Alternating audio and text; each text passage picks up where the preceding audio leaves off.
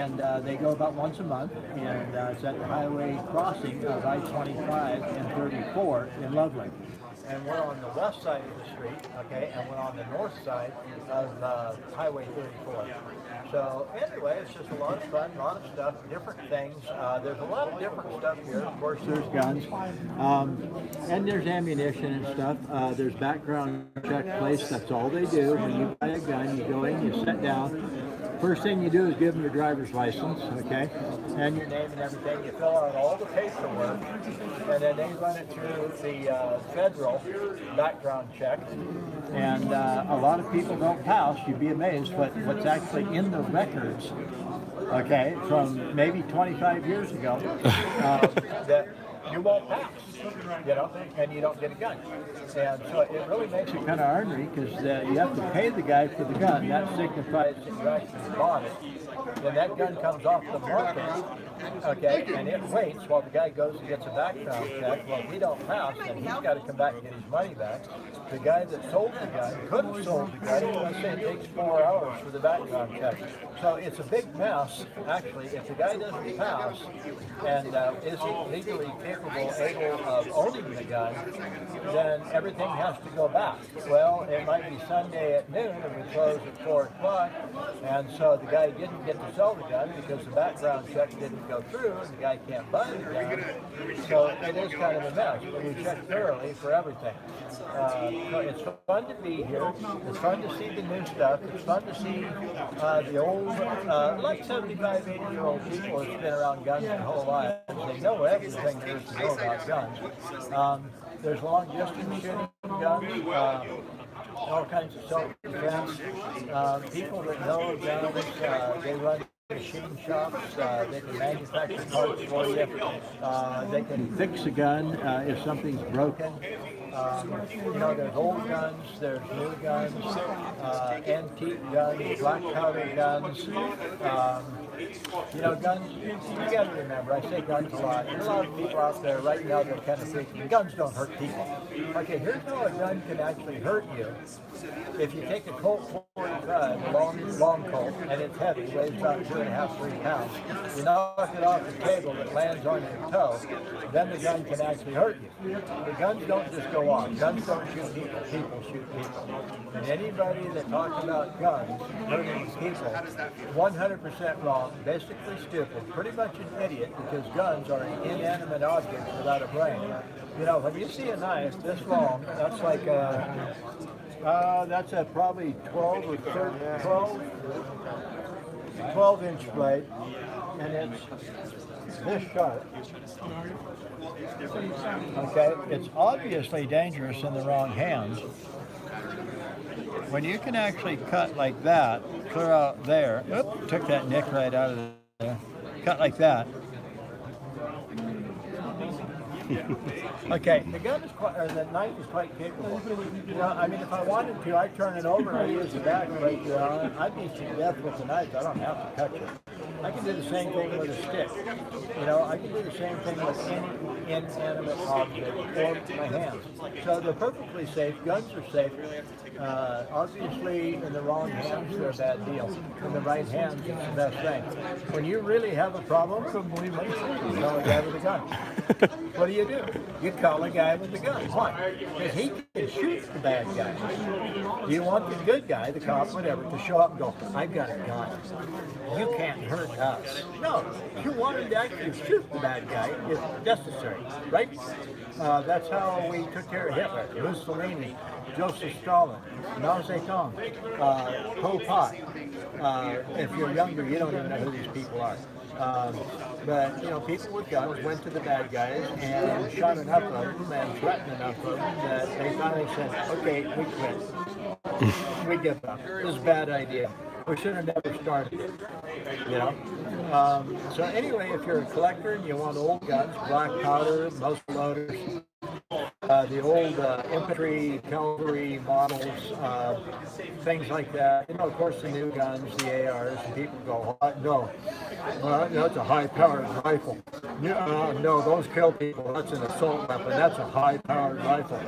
Dude, it's a 22 diameter round. Okay, 223, which is a hair's width bigger.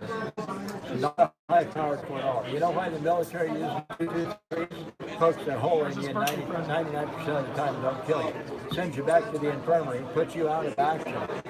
It's just like the 30 caliber carbine in World War II and Vietnam and Korea. Okay, a 30 caliber carbine, 30 thousandths in diameter, they were worse than the 223. But a 223 can shoot further and with a scope, so you take out the bad guys further away from you so you don't have near the chance of them shooting you and you shooting them first. Okay, and it's all about who draws blood first, more than likely. 223s, the Democrats, they always call them a high-powered rifle. Well, I got 30-06 and things like that. The 30-06, if I use an AP in a 30-06, I'll shoot you right through a 12-inch diameter tree. You can't hide from me. I'll poke holes in that tree, and I'll get you. Where a 223 probably won't go through a 2-inch diameter ram, you know? So your average hunting rifle, your 243s, a 308 is actually more power than a 30-06. So if you add the armature thing, okay, I can shoot through an inch of steel. If you want to talk about a badass gun, give me my hunting rifle, an old Remington semi-automatic, you know, and give me the APs, which is hard on the barrel, armature. And let me after you with a 10-round magazine with my 30-06 with APs in it.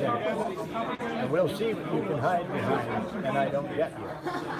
So it's 99% of what I'm talking about. Perfectly safe is wrong. Run over them with a car.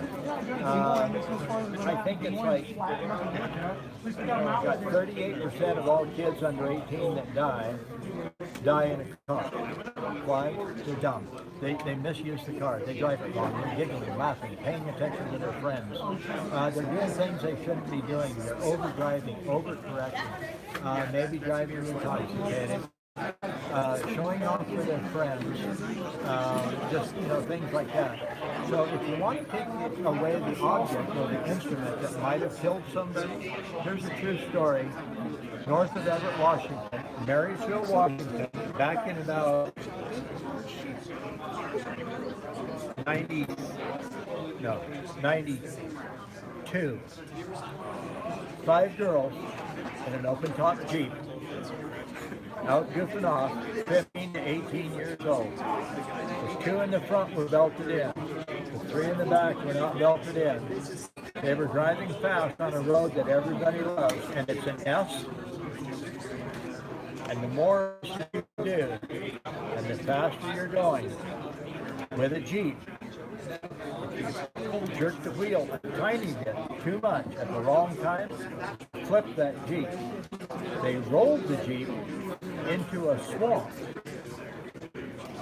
All 5 of the girls died.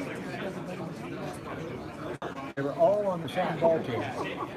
The biggest mess you ever seen. Did they? They'll get the Jeep, put it on trial, find it guilty of basically premeditated murder, and put it in prison? Nope. You know what they did to the driver? They found her guilty. All the other girls were innocent. She's dead. But they still hung everything on her. All the insurance and all the problems. But you know what? The Jeep, just like the guns, just like the knives, just like any inanimate object that actually is used by him in committing a crime. Do you really think someone is stupid enough to bring the knife in? Try it, ask it questions, find it guilty, and put it in. Or what? Grind it up? No. Inanimate objects don't cause problems. Unless it's up on a shelf and falls on you. You know? So that's enough for that right now, but it ticks me off that people harp on inanimate objects that can't harm you. It's the humans that use the inanimate. Inanimate means it's dead. It's like a rock. It doesn't have a brain. It doesn't have fingers and hands. It doesn't have one of those. Do you realize that almost no animal contemplates murder if it doesn't have that? That means it'll kill something, but it kills it to eat it. Very seldom does the animal world kill something just for fun of it. Now, believe it or not, a male salmon, a king salmon, will hit other fish and kill them and not eat them. So there's something going on there. I just turned 7. You know, life teaches you things, and it just takes you there.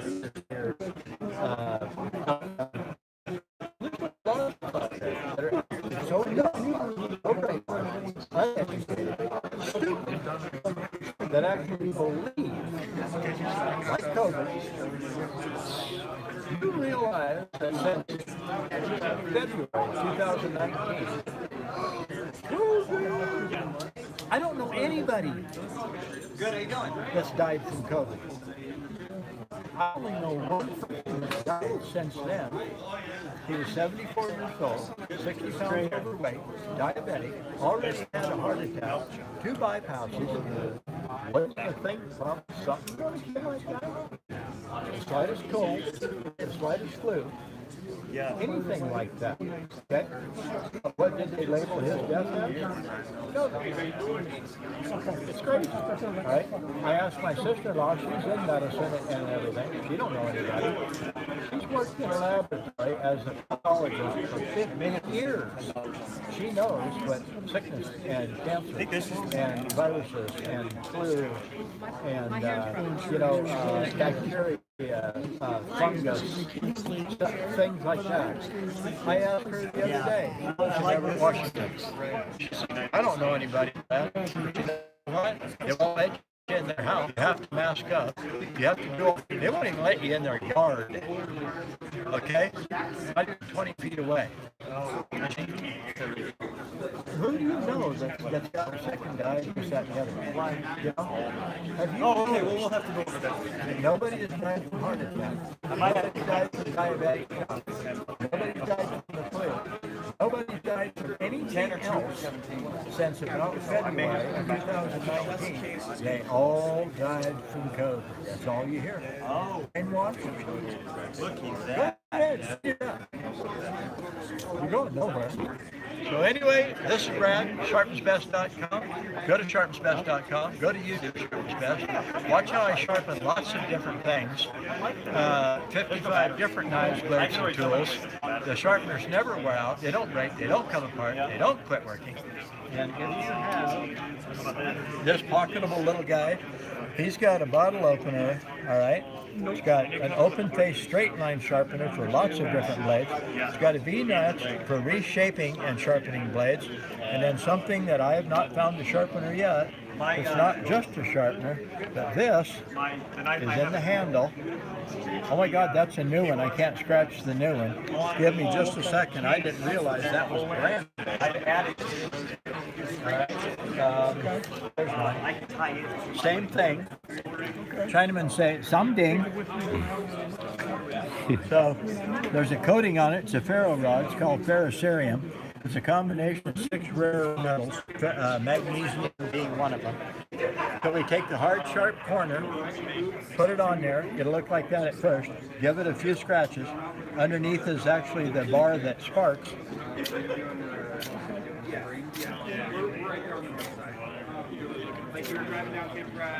My sparker actually throws a lot bigger spark than most people's ferro rods. It's all compact. It's all one. It's lightweight, almost indispensable. It's really good for being out in the woods, for lighting cutting torches, propane torches, barbecues, things like that.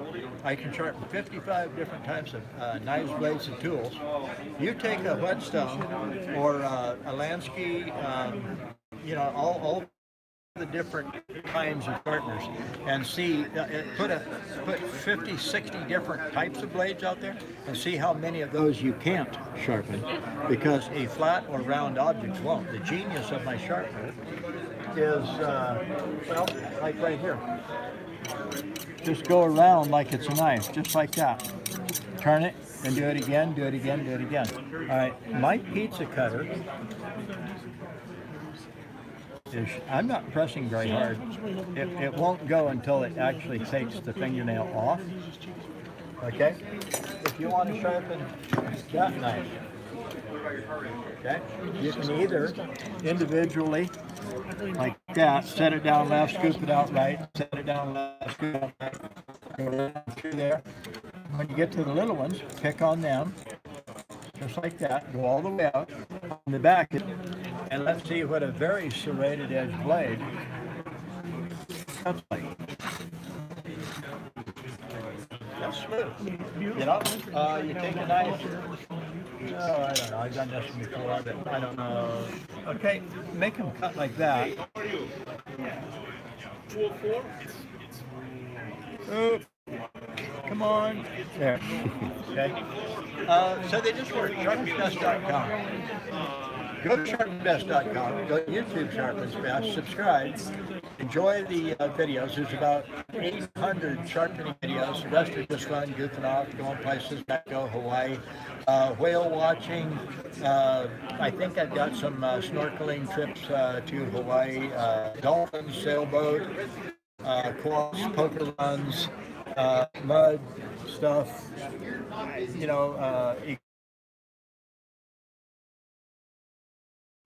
You know, just things. I'm starting a new series called You Piss Me Off. And I got 2 or 3 things that are coming. The first one was actually some oranges.